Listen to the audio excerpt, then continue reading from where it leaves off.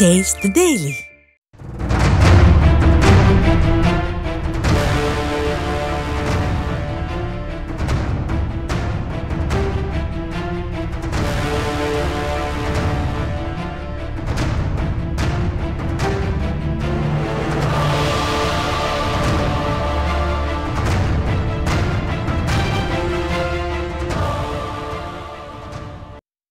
சென்னையில் செல்போன் திருட்டில் ஈடுபட்ட 3 பேர் பிடிபட்டனர். கோயம்பேடு அருகே பூ மார்க்கெட்டில் பால்கர் என்பவர் டோக்கன் வழங்கிக் கொண்டிருக்கும் போது காரில் வந்த 3 பேர் கத்தியை காட்டி மிரட்டி அவரது செல்போனை பறித்துக் கொண்டு தப்பிச் சென்றனர். விசாரணையில் அவர்கள் சைதாப்பேட்டையைச் சேர்ந்த தாமு, அசோக் பில்லரைச் சேர்ந்த சந்துரு, மேற்கு மாம்பலத்தைச் சேர்ந்த சஞ்சய் என்பது தெரியவந்ததை அடுத்து 3 பேரும் பிடிபட்டனர்.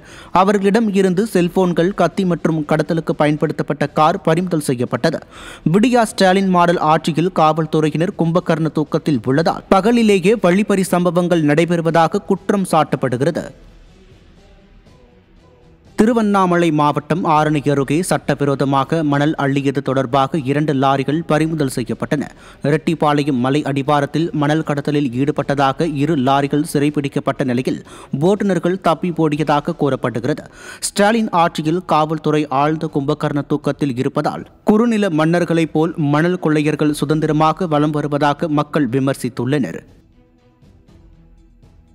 சென்னை விமான நிலையத்திற்கு மலேசியா மற்றும் துபாய் நாடுகளில் இருந்து சரக்கு விமானம் மூலம் கடத்தி வரப்பட்ட 50 லட்சம் ரூபாய் மதிப்பிலான சிகரெட்டுகள் சிக்கின. சென்னை விமான நிலையத்திற்கு மலேசியா நாட்டின் தலைநகர் கோலாலம்பூரில் இருந்து சரக்கு விமானத்தில் வந்த பார்சல்களை பிரித்து பார்த்ததில் அதில் சிகரெட்டுகள் கடத்தி வரப்பட்டது தெரிய வந்தது. இதேபோல துபாயில் இருந்து வந்த மற்றொரு சரக்கு விமானத்தில் இருந்த பார்சல்களை பிரித்து பார்த்ததில் வெளிநாட்டு சிகரெட்டுகள் மற்றும் போலி சிகரெட்டுகள் இருந்தது தெரிய வந்தது. பின்னர் விமானங்களில் கடத்தி வரப்பட்ட சுமார் 50 லட்சம் மதிப்பிலான சிகரெட்டுகள் சிக்கியது.